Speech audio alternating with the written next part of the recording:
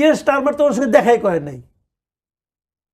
আমার দেশের prime minister আমি বলবো না, কেউ প্রধান উপদেষ্টা, প্রাইম মিনিস্টারই তো, উনি বিদেশ যে বসে আছেন ওখানকার প্রাইম মিনিস্টারের সঙ্গে দেখা করার জন্য, সে বলে তোমার লোক আমি দেখা করবো না।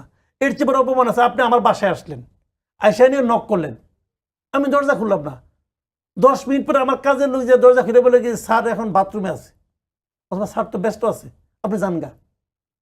আপনি 10 মিনিট বুকের মধ্যে দাঁড়ায় থেকে চলে আসতেন, আপনাকে ইজ্জত দেওয়া হলো? এখানে কিন্তু ডক্টর ইউনূস একা না, উনার সম্মান জাতির সম্মান, দেশের সম্মান, উনার বেজ্জতি দেশের বেজ্জতি। কিন্তু রাজা চার্লস তো হচ্ছে ব্রিটেনের সর্বোচ্চ সম্মানের প্রতীক, তার সাথে তার বৈঠক, তার হাত থেকে পুরস্কার নেওয়া, পুরস্কার তার হাত থেকে নেয় নাই, ওরা শফিক কয়, আর কেউ কয় না। চার্লসের হাত থেকে পুরস্কার নিছে, একটা ছবি দেখান তো আপনি আমাকে।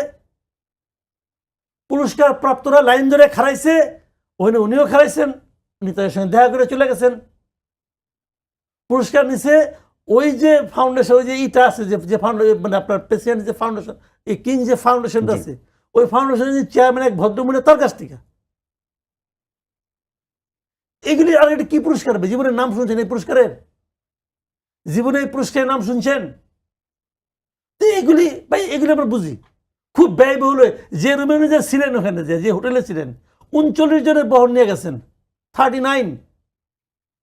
আমাদের মতো দেশের জন্য 39% লোক নিয়ে দেশের বিমানেও যায় নাই, এমিরেটসে করে গেছে, ফার্স্ট ক্লাস করে গেছে অনেক একজন, যার যার পজিশন অনুযায়ী পোস্ট এই পাইছেন, সিট পাইছেন, ওইভাবে গেছেন। যাই না যে হোটেলে ছিলেন, ওনার রুমের ভাড়া তো দৈনিক 10 লাখ টাকা।